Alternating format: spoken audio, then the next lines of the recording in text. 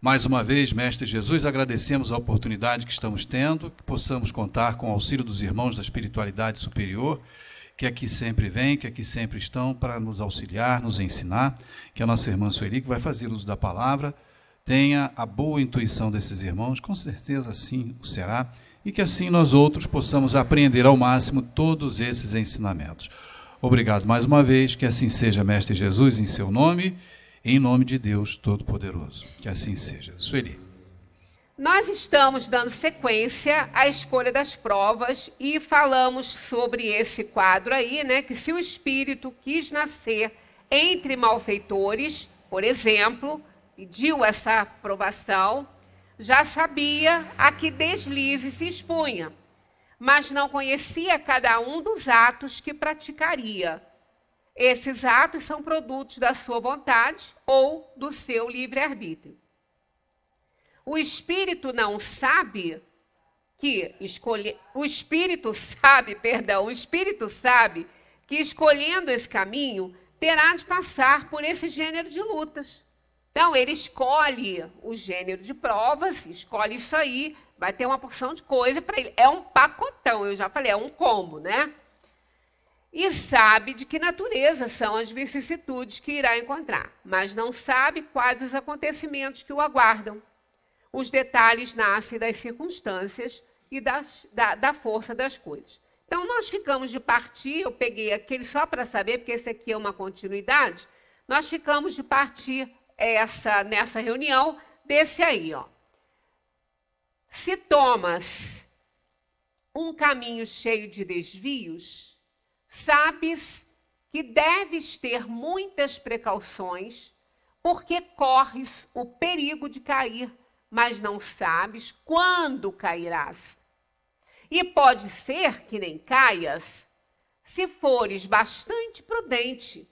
Se ao passar pela rua uma telha te cair na cabeça, não penses que estava escrito, como vulgarmente se diz. Porque a gente tem mania disso. Tudo, estava escrito, tinha que ser. Ora, não tem que ser, tudo não tem que ser.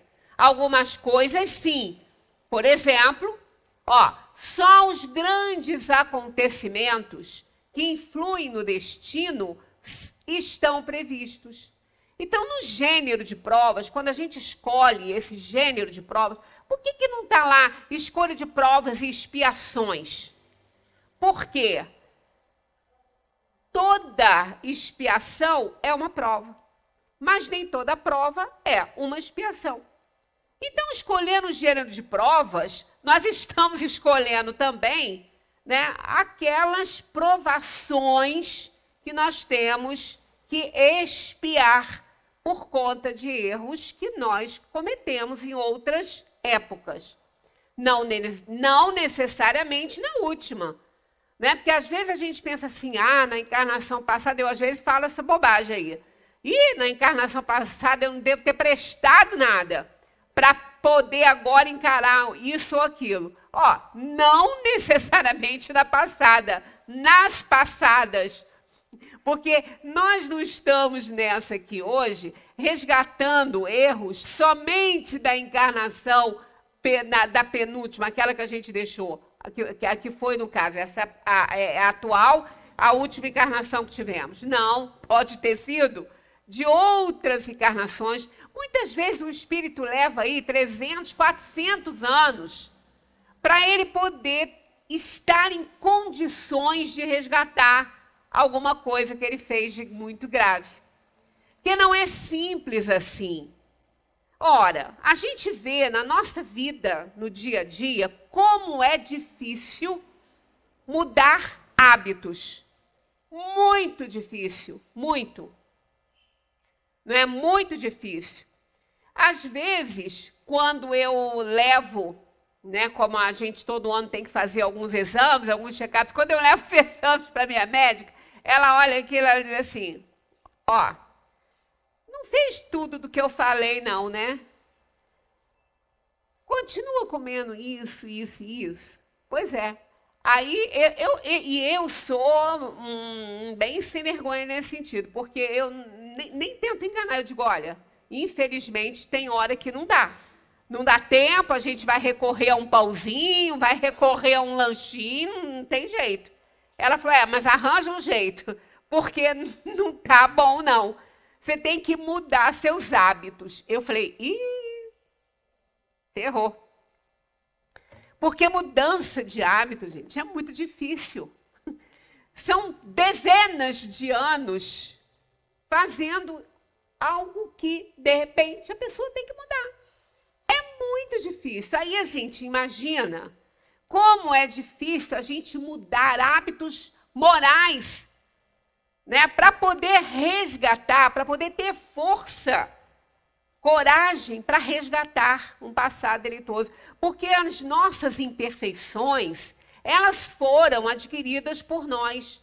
Nós não nascemos com ela quando Deus nos criou, né? Lá na origem, no nascimento mesmo do espírito humano, que percorre, né, a caminhada toda aí nos reinos inferiores, não inferiores para o universo, inferiores para o homem, no caso, para a inteligência humana, né? Todos os reinos da natureza. O princípio espiritual passeia por eles, aprendendo, se abastecendo, se locupletando aí do necessário para se tornar um espírito, que até então é princípio espiritual, né? Então, vem passando por ali. E depois ele chega num determinado momento, ele então vai aí, metaforicamente falando, para as mãos do Criador, que vai transformar esse princípio espiritual num espírito. E ali ele começa. Quer dizer, quando ele começa nesse reino nominal, quando ele se torna um espírito humano, ele não tem nada de imperfeito. Porque Deus não cria imperfeições. Ele foi criado perfeito, mas simples e ignorante. Então ele não tinha maldade, ele não tinha erros, ele não tinha nada, ele não tinha imperfeição nenhuma. Ele foi criado simples e ignorante. Agora, ignorante de quê? Porque ele não veio aprendendo no decorrer dessa caminhada aí? Sim, ele veio aprendendo. Ele veio aprendendo tudo que era necessário para ele se tornar um espírito humano. Mas como espírito, ele é ignorante.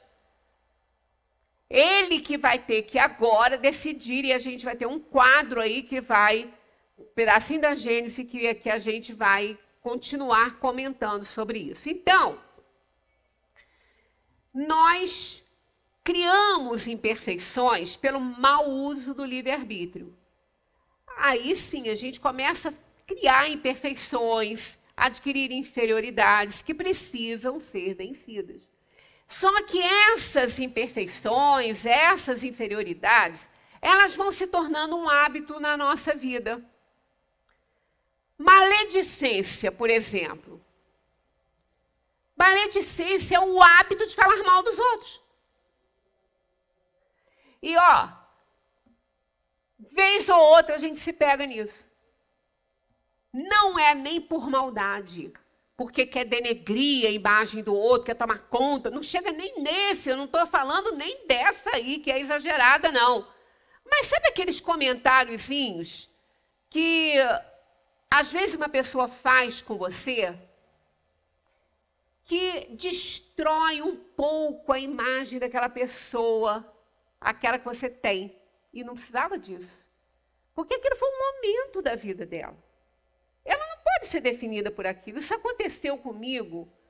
E eu lutei muito para me desfazer desse constrangimento que eu ficava quando eu via a pessoa. E era uma pessoa que eu lidava assim. Um comentário bobo que uma pessoa fez. Bobo, que eu digo assim, o comentário não foi bom, mas não foi assim por maldade que essa pessoa falou. Fulano de tal. Tá. E, menina, aconteceu uma coisa assim com ela e tal, que a gente não conseguiu entender. Aí contou um caso que eu não precisava saber daquilo.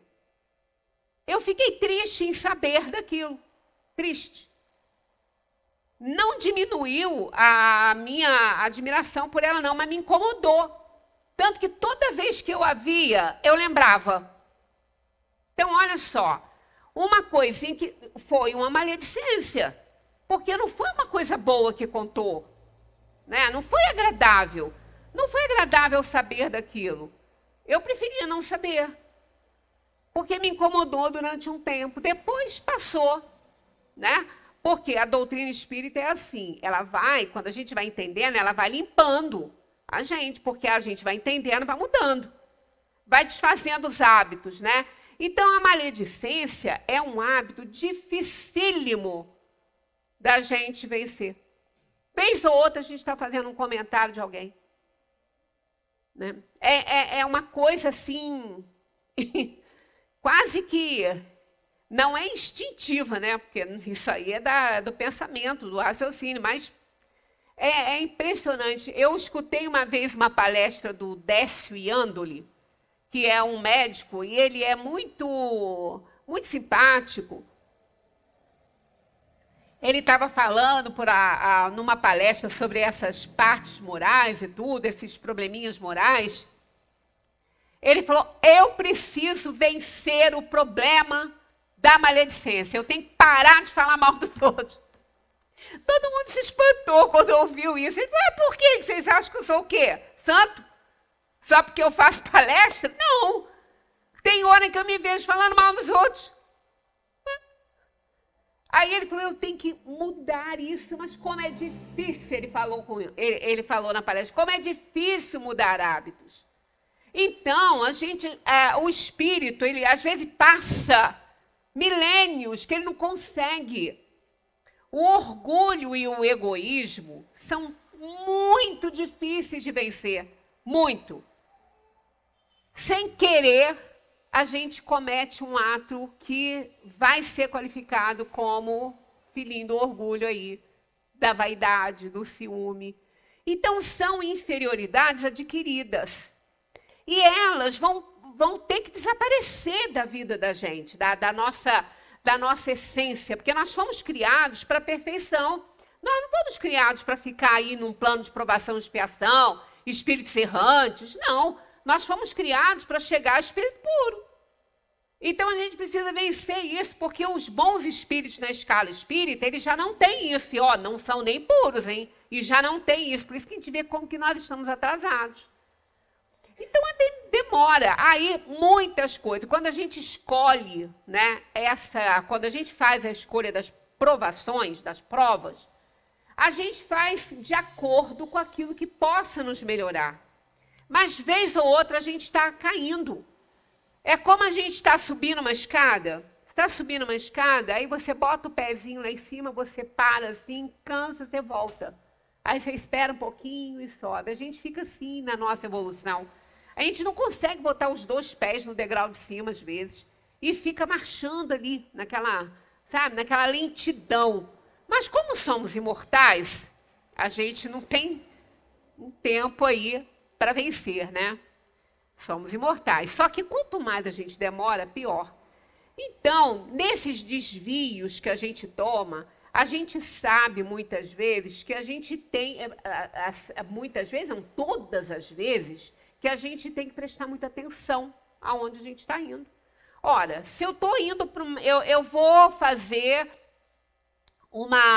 vou visitar uma amiga, só que ela mora longe, Se eu for pelo caminho convencional, eu vou demorar um pouco e eu quero chegar rápido, aí tem um atalho, eu entro nele. Mas eu não conheço muito bem ele, eu não sei o que tem ali. Então, eu tenho que ir muito atenta. Né? Eu tenho que prestar muita atenção naquele cantinho que eu estou entrando ali. Eu tenho que ver o que está na minha frente. Eu não sei, é um atalho, não tem muita sinalização. Eu tenho que prestar uma atenção redobrada do que aquela que eu prestaria se eu estivesse no local que eu já sei como é que é, já sei quais são os perigos. Né? Eu já estou com isso no meu arquivo agora, quando não está. Então, quando a gente toma um desvio, está aí, ó. Sabes que deves ter muitas precauções, porque corres o perigo de cair. Então, ninguém está dizendo que vai cair. Está vendo que não existe aquela coisa determinada? A gente precisa prestar atenção. Não quer dizer que a gente vai cair. Por isso que essas questões de previsões, essas coisas assim, ficar prevendo o futuro, isso aí não é garantido. Ah, mas eles não podem prever? Podem. Mas vai depender do livre-arbítrio da pessoa fazer ou não aquilo que aquela pessoa está prevendo. Ela pode, na última hora, mudar de ideia. Tá? Né? A gente tem liberdade, a gente tem, e é isso que nos dá a garantia de sucesso. Porque a gente não depende de ninguém para a gente acertar. A gente depende, sim, dos ensinamentos, a gente precisa dos estímulos, mas a decisão é nossa. A gente não depende de uma outra pessoa para fazer uma escolha. Apenas você depende da outra pessoa para ela te apresentar, muitas vezes, o material aí para você escolher, mas quem vai escolher é você. Não resta a menor dúvida. Eu, quando fui comprar, agora me ocorreu isso, quando eu fui adotar uma fêmeazinha uma dogzinha, né, uma cachorra, eu cheguei lá, tinha duas ninhadas. Você estava junto. Eu enlouqueci com aquelas ninhadas. Muita grama e aquele monte de pompom branco correndo pela grama, eu enlouqueci com aquilo. Sentei no chão, eu saí de lá com a cabelo desgrenhado, porque eles vieram todos em cima, né? E o dono, o criador, olhando. Eu só... Aí depois ele falou assim, você não é uma boa dona para Golden não, hein? Eu falei, ué, por quê? Ele falou, você não sabe o que esses cãezinhos são. Eles são terríveis, você não pode mostrar essa fraqueza aí para eles não, que eles te dominam, minha filha. E aí eu gostei de uma que nem era para sair do canil. Nem levei, porque ele falou que aquela não ia sair. Aí depois eu fui para casa, sem, a Bel estava comigo e tudo. Aí eu só pensava naquele monte de pompom branco. Aí eu cheguei lá, depois, aí ele me ligou, ele falou assim, se você quiser mesmo, você decide, porque vem gente aí no final de semana e fica doido pelos bichinhos, e eles podem ir todos, você tem que esperar a outra ninhada. Eu falei, tá bom, eu vou aí. Aí eu falei, mas você escolhe uma para mim? Uma fêmeazinha? Porque tem cachorrinho demais ali, eu não sei nem o que. Ele falou, não escolho nada. Quem tem que escolher é você. Eles são muito parecidos, mas temperamento não é. Então, você vê, observa tudo e vê. Aí, ele separou umas 5 ou 6 fêmeas, me mandou escolher, pois aquelazinha estava lá no meio.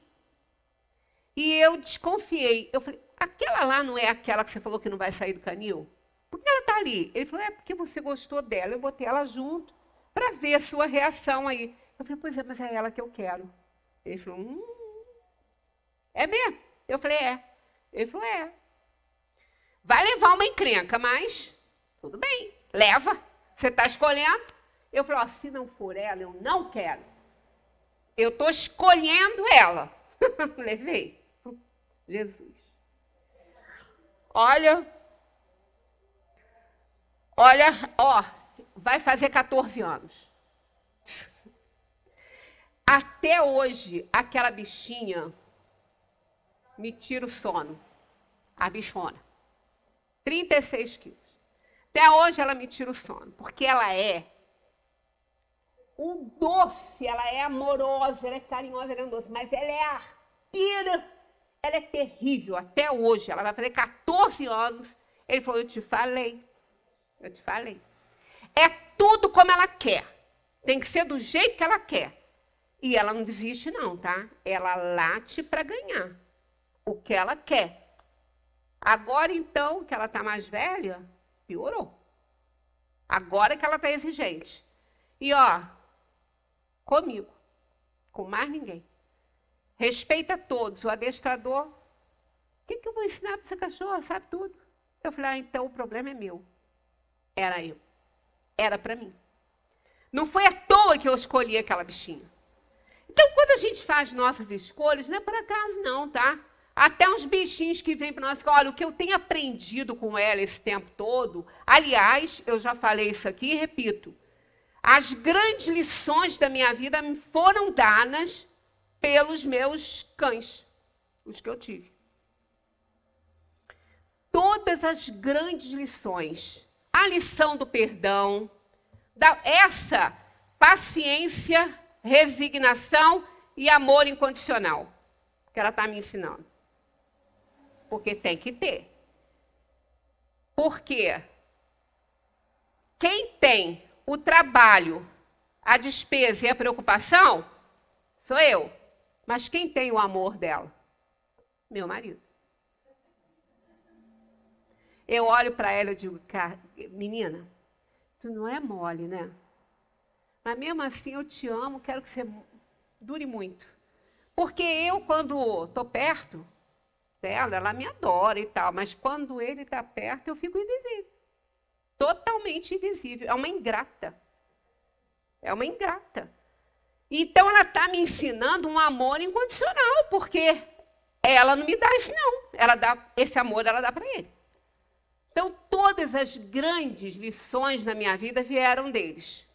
Por isso é que não é por acaso que a gente tem ao nosso lado as pessoas que convivem conosco, os nossos vizinhos. Não existe acaso, gente. No reino da inteligência superior não tem acaso. Tudo tem uma razão de ser. E esses bichinhos, entre aspas, que eu acho que são anjos na vida da gente, esses anjos, quando chegam para a casa da gente, não é por acaso. Não é. Entendo quem não gosta, não quer, né, adotar, não quer ter, eu respeito muito. Mas quem gosta e adota, é aquele que tem que ir mesmo. É ele que está previsto lá para você. O que ele vai fazer, a maneira com que ele vai se comportar, vai te colocar muito à prova. Os animais nos colocam muito à prova. Né? Eu com certeza, se ela estivesse numa outra casa, eu acredito que ela teria sido sacrificada porque ela apresentou um probleminha de saúde que me deu muito trabalho, com 4 meses. E não é genético, não. Que a árvore genealógica dela é maravilhosa. Ela desenvolveu aquilo, porque era para mim. Era para mim. Os problemas dos nossos animais não são deles, são nossos. Eles se apresentam de forma para que a gente desenvolva sentimentos, habilidades e assim vai. E um amor realmente incondicional, que a gente acaba tendo, né, por eles, né? Porque também eles nos amam assim. Ou pelo menos o nosso deveria ser assim. A gente não vê muito isso aí, não, né? Que eles abandonam muito. Mas quem ama esses animais ama incondicionalmente. Né? Porque eles são animais. Eles não têm o raciocínio deles e a inteligência tem limites. É só para a preservação da espécie. Tem muito raciocínio, mas é para a preservação da espécie. Então, a gente vai aprendendo com tudo, não é? Se ao passar pela rua, então, uma telha te cair na cabeça, não penses que estava escrito como vulgarmente se diz. As coisas não estão escritas, mas elas tomam o caminho que elas têm que tomar na nossa vida. A menos que essa telha seja o instrumento para que um grande acontecimento influa no nosso destino. Aí é diferente. Né? Se for necessário, como uma pessoa que vai salvar outra e ela acaba levando um tiro e fica paraplégica, como até que teve um músico, né, que aconteceu isso, ele foi salvar uma pessoa que estava sendo assaltada, ele levou um tiro, foi para a coluna e ele ficou na cadeira de rodas. Isso aí, não vamos falar na fatalidade, que os espíritos dizem que fatalidade é o momento do nascimento e da morte. Mas isso é um grande acontecimento na vida dele. Por quê? Gerou um problema grande para ele. Ele perdeu a mobilidade, ele está numa cadeira de rodas. Então, aquilo ali não foi uma coisa assim que poderia ser evitada.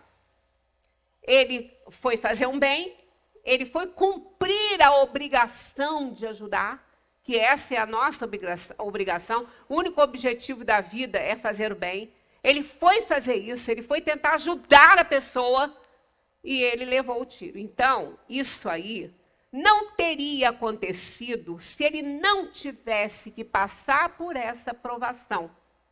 Não teria. Então, isso é um grande acontecimento que influiu no destino dele. Isso estava previsto para ele. Ah, mas estava previsto o cara atirar, o cara nasceu com essa prova também, com essa provação de atirar nele? Não. Ninguém recebe uma ordem dessa, uma tarefa dessa. Apenas as situações, como a gente já falou aqui em outras reuniões, são aproveitadas. Nós somos instrumentos para o bem e para o mal. Então foi aproveitada aquela... Ah, mas era naquela hora? Também não. Tinha que acontecer. E aconteceu no momento em que Deus achou que tinha que acontecer. Aí foi aproveitado uma criatura menos, né, avisada das leis de Deus aí, ou avisada e sem noção de querer aceitar, né, e que cometeu esse fato que era importante para ele, estava previsto, então foi aproveitado como um instrumento aí para isso acontecer. Então, nesses casos, aí, isso aí está previsto sim. Foi previsto por ele. Foi escolhido por ele. Ele tinha que resgatar algo que ele fez, né? E veio dessa maneira para ele a oportunidade do resgate. Então, que a gente fique ciente disso, ó. Só os grandes acontecimentos que influem no destino estão previstos. Se aquela telha cai na cabeça da pessoa, faz um arranhãozinho, ou nem esbarra na pessoa, dá um susto, a pessoa vai para o lado. Não estava previsto aquilo ali. A telha estava solta. Ele estava passando ali. Como não era para acontecer nada com ele, o anjo da guarda fez a parte dele. Ele não poderia impedir a telha de cair. Ele não poderia mudar a rota da telha. Então, o que ele fez? Provavelmente, fez que a pessoa fosse para o lado. Eu assisti um vídeo num desses programas aí de manhã, que às vezes vem para o ar, eu não sei nem que emissora que foi, um caminhão enorme, muito grande, um caminhão muito grande. Ele veio, estava normal, ele veio, mas de repente ele esbarrou, não sei se foi num poste ou alguma coisa, ele deu como se fosse um pulo, igual um bote mesmo de um animal assim, para frente e pegou, quase que ele esmaga o rapaz na parede. O rapaz foi para o lado rápido assim e o caminhão parou ali. Matava ele, com certeza. Ninguém sabe como que aquela criatura conseguiu sair. A gente sabe. Um empurrão aí do anjo da guarda. Vai para lá, não está na tua hora, não. Então, isso eles fazem, porque o anjo da guarda, ele não está aqui colado na gente. Ele está no universo, mas ele está ligado com o seu tutelado. E só vai deixar acontecer o que tiver que acontecer ou que nós imprudentemente procurarmos. Aí ele não pode evitar. Ele avisa antes. Olha, fulano, presta atenção, você está fazendo coisa errada. Isso aí não vai dar certo. Lembra daquela historinha que eu já contei? Da pessoa que pegou o ônibus, o motorista enlouquecido, correndo, fazendo curvas horrorosas. A pessoa apavorada começou a descer. Ele ficou. Uma pessoa ficou. Né? Então, aí continuou naquela. Aí essa pessoa falou, motorista, para que eu vou descer. Você está maluco.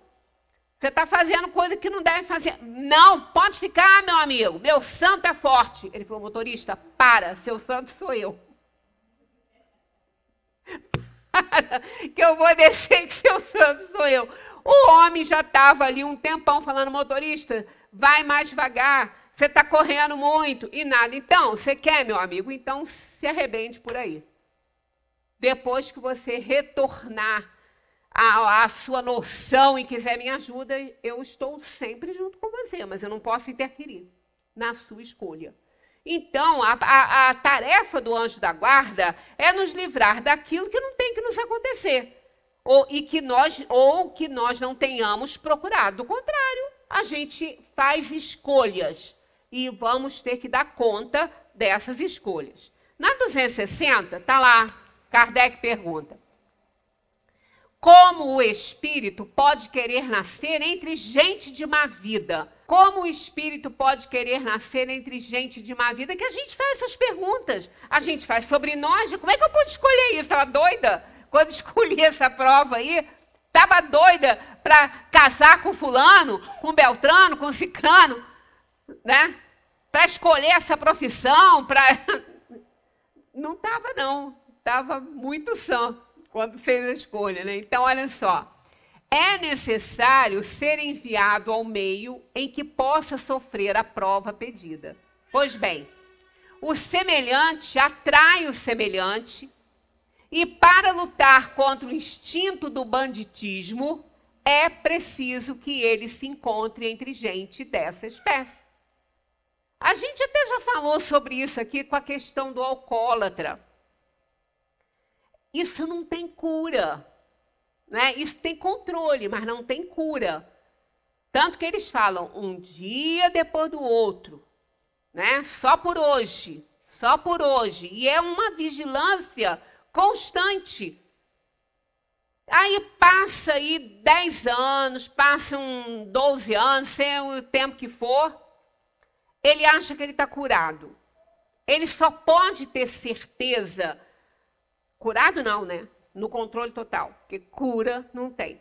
Ele só pode ter certeza que ele está controlando a situação se ele frequentar um lugar que tenha muita bebida, porque eles evitam, né? Eles evitam algumas comemorações, no início, pelo menos, que senão eles não resistem. Mas quando eles acham que estão no controle, o que é que eles vão? Eles vão tirar a prova aí dos 9. Aí eles vão a uma festa, onde rola muita bebida. E ele não usa a bebida. Ele bebe suco, bebe água, bebe refrigerante.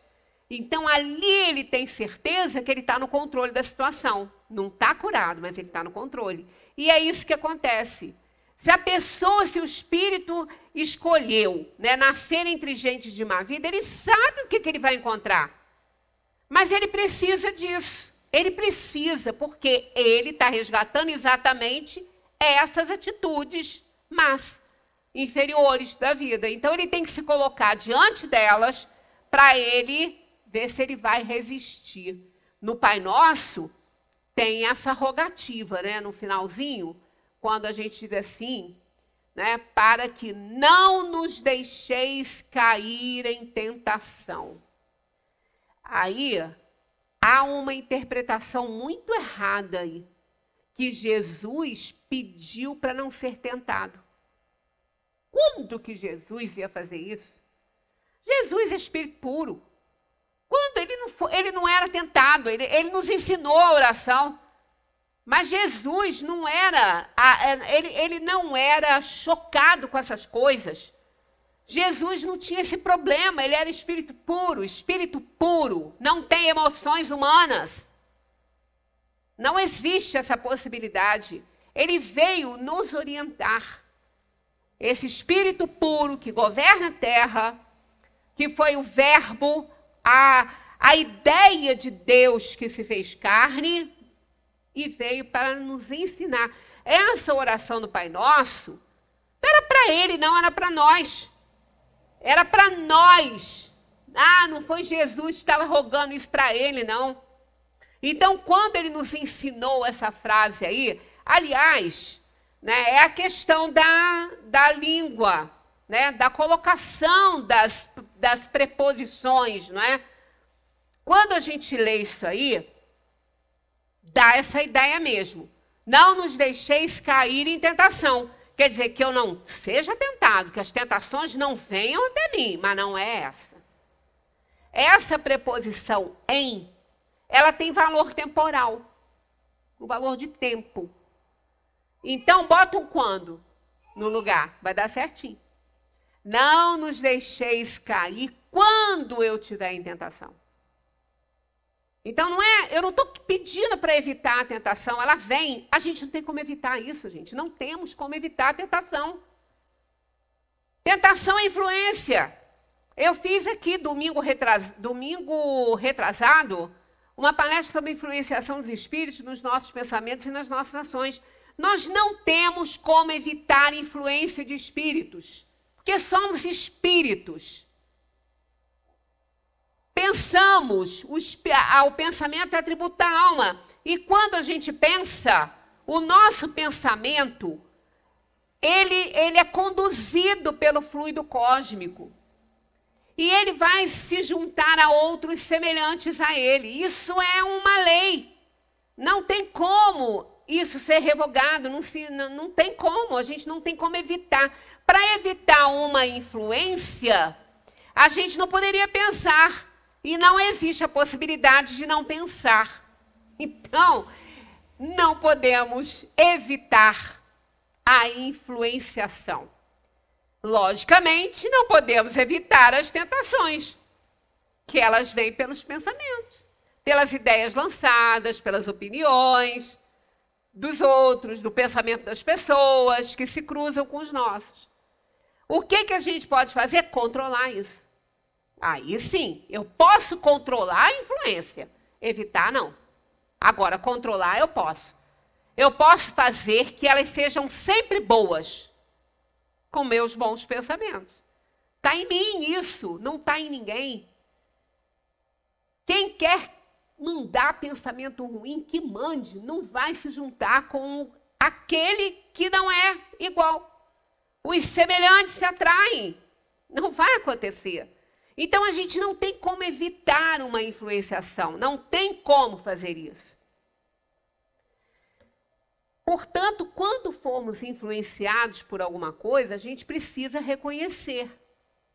Dá uma vontade de fazer alguma coisa assim de repente, ou falar alguma coisa, vamos colocar a análise da razão logo, antes. Isso é bom? Não, não é, então vai para lá. Devo falar isso? É legal? Eu gostaria de ouvir? Então eu falo. Simples assim. Agora, é tão simples de fazer? Não. Por quê? Somos inferiores. Somos vulneráveis às tentações.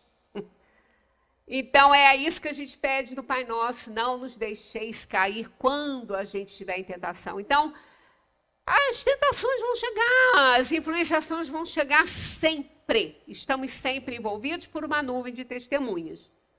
Então, não tem como evitar isso, né? Na 260A, se não houvesse gente de má vida na Terra, o espírito não poderia encontrar nela o meio necessário a certas provas? Olha o que eles respondem, gente. E deveríamos lamentar isso. É o que acontece nos mundos superiores, onde o mal não tem acesso. É por isso que neles só existem bons espíritos. Fazei que o mesmo aconteça bem logo em vossa terra. Ora, se não tivesse gente de má vida, a gente não tinha nada para resgatar. A gente não tinha que ficar resgatando passado delituoso. Um espírito bom, ele não espia mais. Ele prova. Ele vai reencarnar para provar. Não para espiar. Por quê? Porque os erros vêm da inferioridade, da imperfeição da alma causados pelo mau uso do livre-arbítrio. Mas os bons espíritos usam bem o livre-arbítrio. Eles usam bem. Então, eles não têm que expiar. Quer dizer, quando não tem maldade, quando não tem espírito inferior, não tem maldade, então não tem erro. Não tendo erro, não tem nada para pagar. Né? A compra é sempre boa, né? Do bem.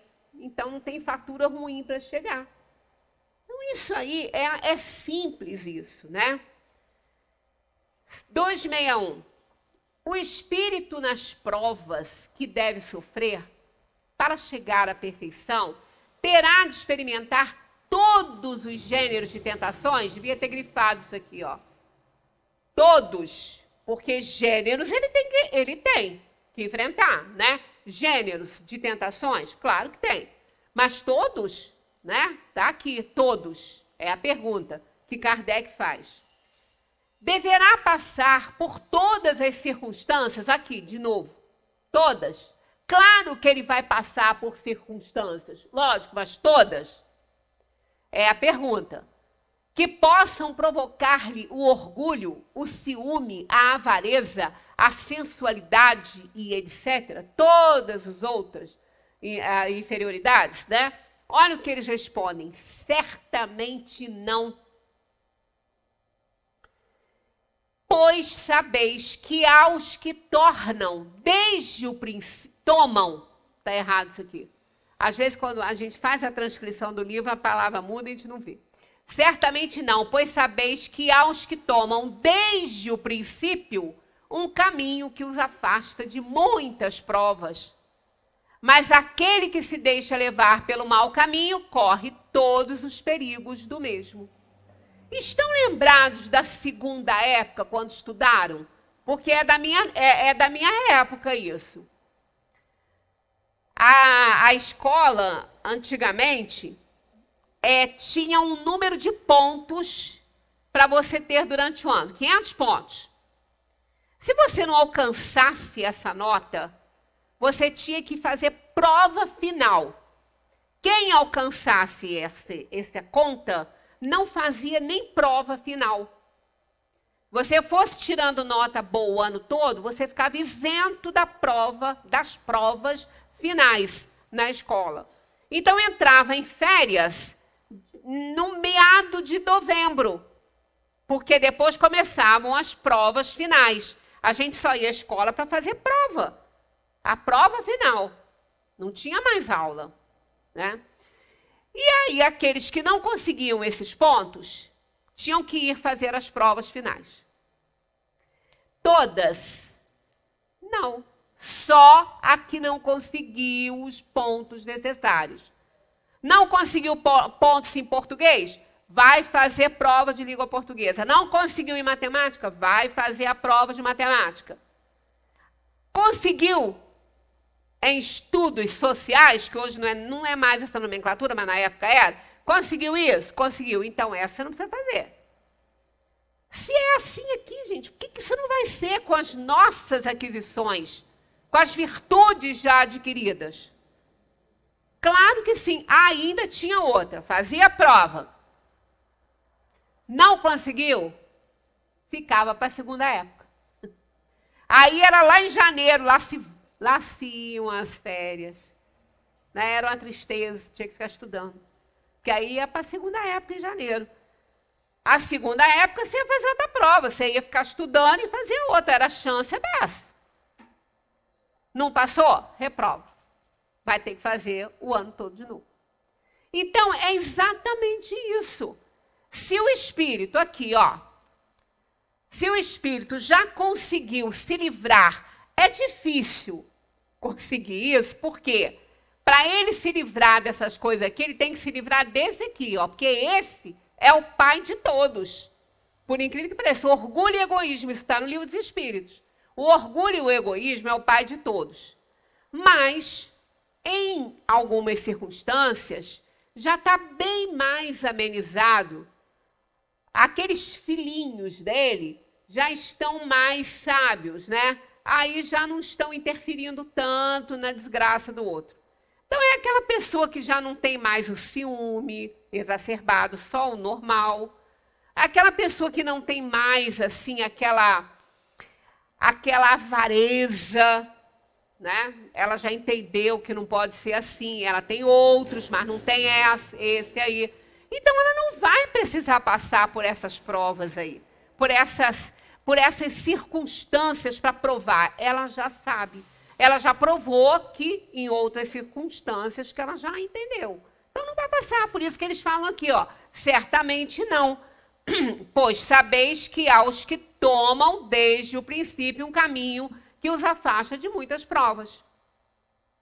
Mas aquele que se deixa levar pelo mau caminho corre todos os perigos do mesmo. É evidente isso. Se você entra numa gangue aí, num mau caminho aí, você está sujeito a todos os perigos ali. Não tem jeito. É o movimento daquela situação, né?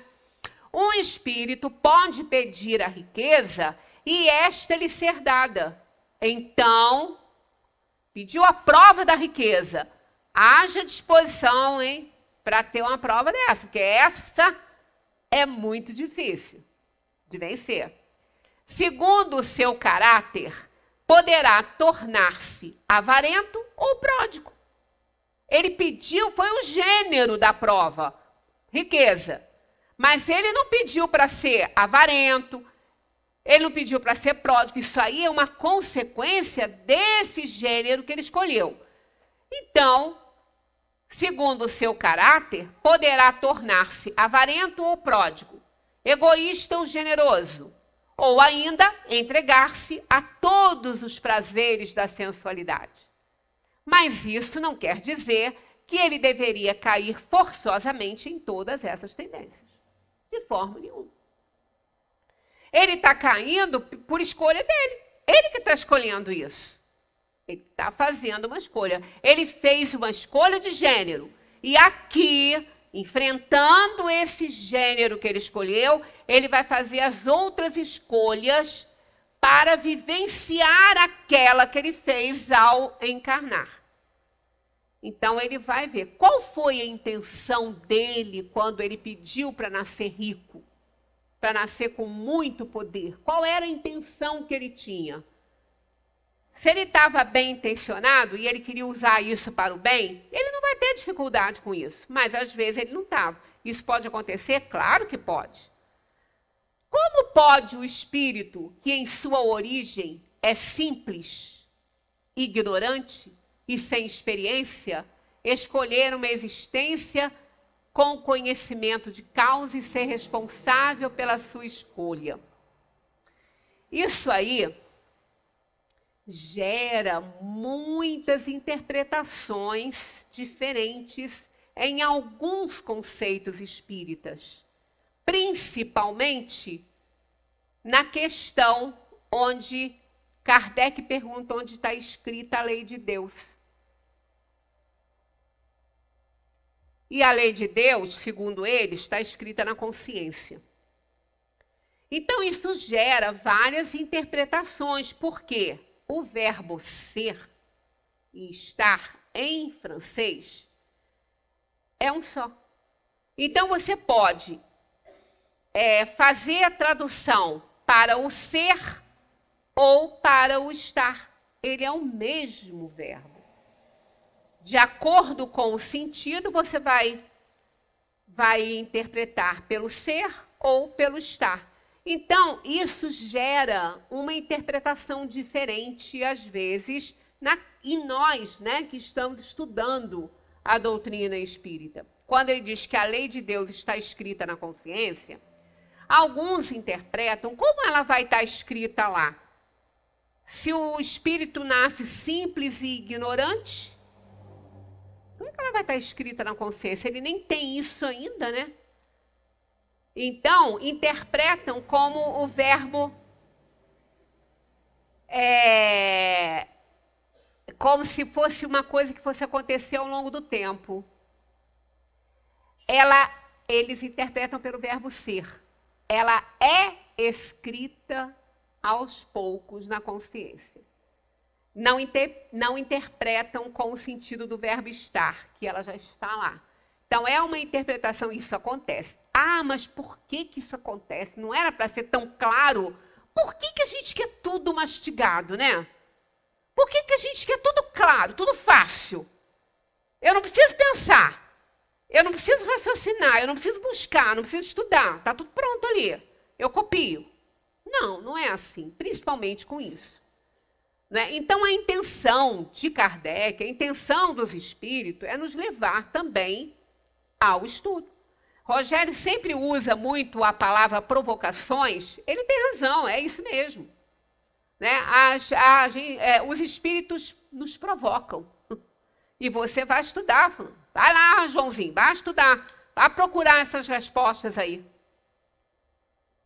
Eu me lembro que uma vez eu estava com alguma dúvida sobre uma questão e estávamos, eu e Magui, tomando um cafezinho antes de vir para a nossa reunião mediúnica. E conversamos algumas coisas a respeito da questão que eu tinha dúvida. Ainda falei com ela, preciso resolver isso. Eu preciso entender muito o que eu passo para vocês. Eu preciso ter certeza que eu estou entendendo aquilo. Pode até não ser, mas eu preciso ter essa paz em mim. Eu estou entendendo, é isso. Se eu não tiver, eu não abordo. E se eu abordar, eu digo, olha, eu ainda não sei. Né?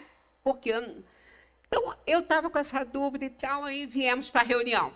Chegamos aqui, começou a reunião mediúnica, a parte de estudo, depois veio a reunião. Um espírito se comunica, conhecido da casa, já trabalhou aqui. Aí veio e começou a falar algumas coisas, né, sobre, tinha saudade. Verdade. Tinha saudade e tal, né, porque eles vêm, eles continuam trabalhando, né. Aí ainda falou o nome de algumas pessoas e tal. Aí falou assim, para mim, né? Você, Sueli, você vai encontrar a resposta que você quer nas entrelinhas. Isso é o quê? Estuda, interpreta, vai lá, busca. Se não está ali naquela linha, vai no meio delas. Vai antes, vai depois. É assim que a gente aprende. É assim. É exatamente isso. Então, olha como que eles nos ajudam, como que eles estão atentos, né? E realmente depois eu achei nas entrelinhas a resposta que eu queria. Então, a gente vê que nós precisamos dar muita atenção a isso. Essas interpretações que a gente precisa fazer sobre determinados conceitos da doutrina, é assim. Essa aí é uma delas, onde está escrita a lei de Deus, na consciência. Eu tenho a minha interpretação, não sei se é a certa, porque isso a gente vai vendo ao longo do tempo. Mas eles respondem assim, ó. Deus supre a sua inexperiência. Claro, o espírito é simples e ignorante, ele não tem ainda nada no arquivo dele. Ele tem os conhecimentos básicos do princípio espiritual que passou pelos outros reinos. Então, ele é criado simples e ignorante, mas com 100% de possibilidade de conhecer, de aprender tudo, de raciocínio, sem limite, sem nada. Mas ele não é uma folha em branco, porque o princípio espiritual já passou pelos reinos, já se informou instintivamente. Os instintos estão vivos nele. Então, assim, a flor da pele, digamos assim, né? No nível maior, porque no início ele só tem instinto, é igual ao bicho, igual o reino da inteligência inferior. Eles têm raciocínio e inteligência para suprir a sua preservação. Então, no início, é instinto. Ele tem isso muito forte, muito forte. E os instintos não erram. Ele não vai errar por instinto, ele não é. Ninguém erra por instinto. Um animal, quando ele vai fazer um salto, ele não sabe matemática, ele não sabe calcular, mas o instinto dele diz para ele, vai que dá. E ele olha e dá, ele não cai. Gato, gente, gato é uma coisa surpreendente. Eles fazem coisas que você... Não, ele calculou isso, é um Pitágoras, ele calculou, ele tem instinto, ele é um felino. Então, eu que sou apaixonada pelos reinos, né? Todos eles, não é só dos animais, não. Das plantas eu estou me apaixonando mais ainda com algumas coisas que eu estou descobrindo. Então, nós temos instintos que não nos deixam errar naquele início, mas temos muita coisa além do que isso. Mas deixa-lhe... Deus supre a sua inexperiência, traçando-lhe o caminho que deve seguir com fases, como uma criança desde o berço. Como fases, né? mas deixa-lhe pouco a pouco, olha aqui, a liberdade de escolher, à medida que o seu livre-arbítrio se desenvolve. É então que ele muitas vezes se extravia, tomando o mau caminho por não ouvir os conselhos dos bons espíritos. É a isso que podemos chamar a queda do homem. Então é quando ele desenvolve o mal. Ele não dá atenção aos instintos, ao anjo da guarda que Deus colocou junto dessa alma que ele acabou de botar no reino hominal para seguir o curso. Aí, nós vamos falar mais sobre isso, mas olha o que está lá na Gênese, no capítulo 6 do item 19. Cheguei em casa e dei uma olhadinha. Quem respondeu isso foi Galileu. Está em uranografia, está lá na criação. Olha que espetáculo isso aqui, olha ali.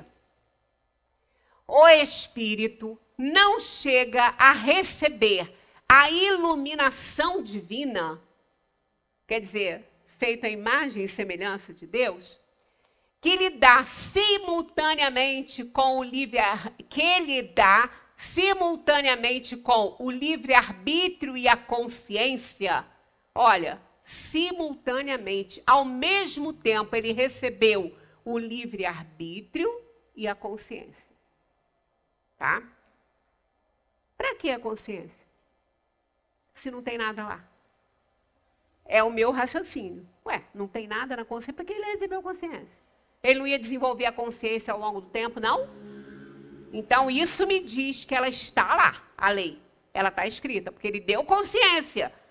Se ele deu, para mim a interpretação é como o verbo estar. Embora um grande estudioso da doutrina, que eu não chego nem na unha do dedinho mindinho dele, que é o Cosme Massa, ele diz que ele acha que é o ser, não é o estar.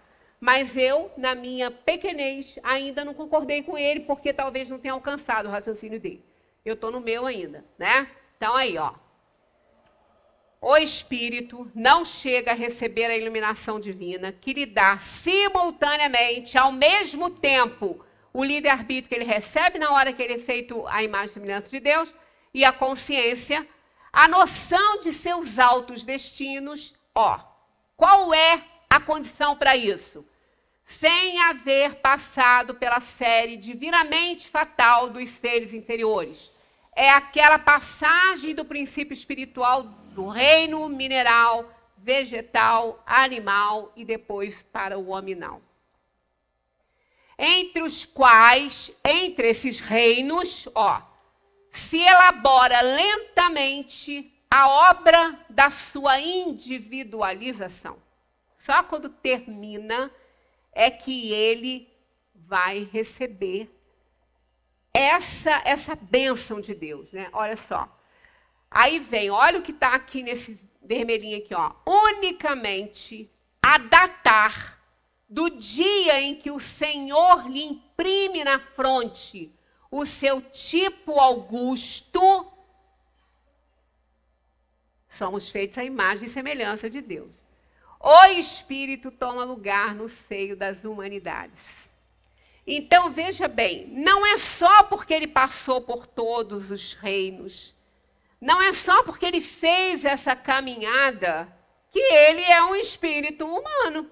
Não, de jeito nenhum. O espírito não chega, tá aí, ó. Olha o não aqui, ó. Não vamos esquecer disso aqui, não. Ó. O espírito não chega a receber a iluminação divina, que é isso aqui, ó. Que lhe dá simultaneamente com o livre-arbítrio e a consciência a noção dos seus altos destinos. Ele tem noção do que ele vai ser.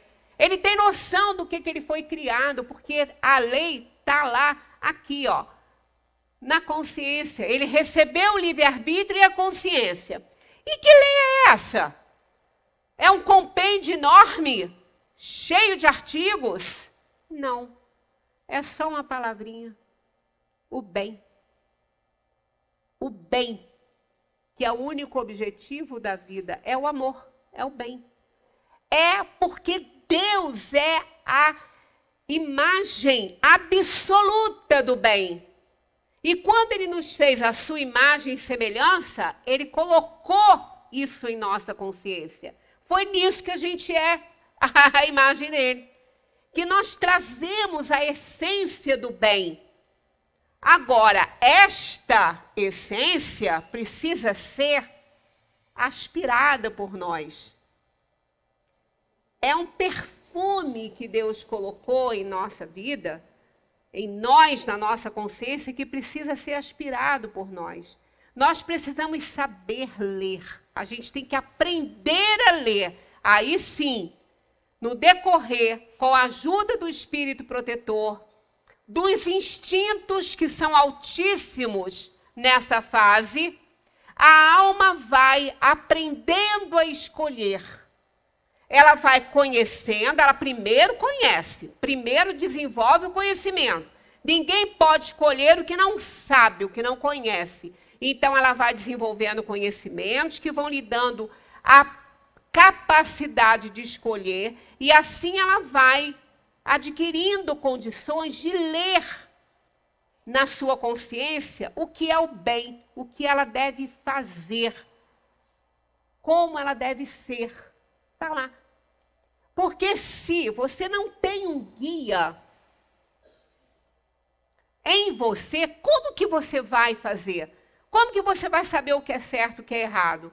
Então, você tem essa essência do bem, que está lá escrita lá na sua consciência, tá? A essência divina que está lá, aqui, ó, né? Unicamente a datar do dia em que o Senhor lhe imprime na fronte o seu tipo augusto. Que tipo augusto?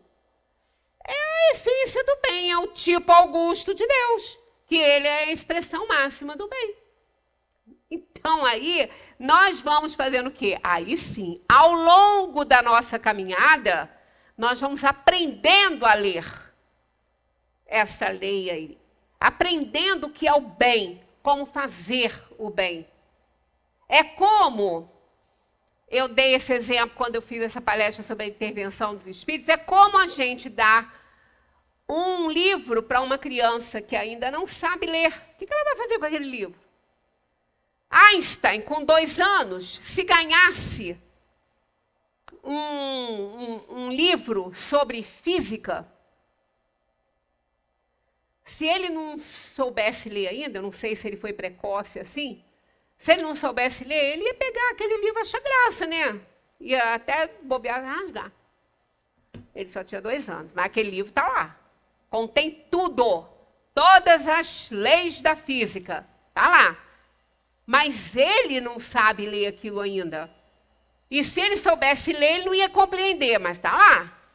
O que acontece? Ele cresceu, foi aprendendo a conhecer, foi aprendendo a escolher, e em determinado momento da vida dele, aquilo para ele era um gibizinho. Porque ele escreveu coisas superiores. Então, aí sim, para mim, ela está escrita e a gente, ao longo do tempo, vai aprendendo a ler. Vai aprendendo a conhecer o que é o bem. Aí, porque essa página aqui da Gênesis, para mim, ela prova isso. Eu interpreto dessa maneira, mas é aquilo. Vocês vão ouvir outras coisas. Ah, quem está certo, quem está errado? Ah, não existe certo e errado nisso, não. Cada um vai lá ler e vai procurar. Vai procurar entender. Vai ver o que mais lhe toca à razão e ao sentimento. Vai ver, vai estudar. O negócio é estudar, gente. Realmente, quando o Rogério fala aqui que ele gosta de fazer provocações, é muito bom. Realmente. A gente provoca, igual que Kardec fez. Nos provocou, porque os espíritos provocaram ele nos provocou e a gente provoca vocês. E se provoca, né? Então, é isso. A partir de semana que vem, a gente vai dar continuidade na 262, falando ainda sobre essa questão da escolha das provas. Muita paz para todos.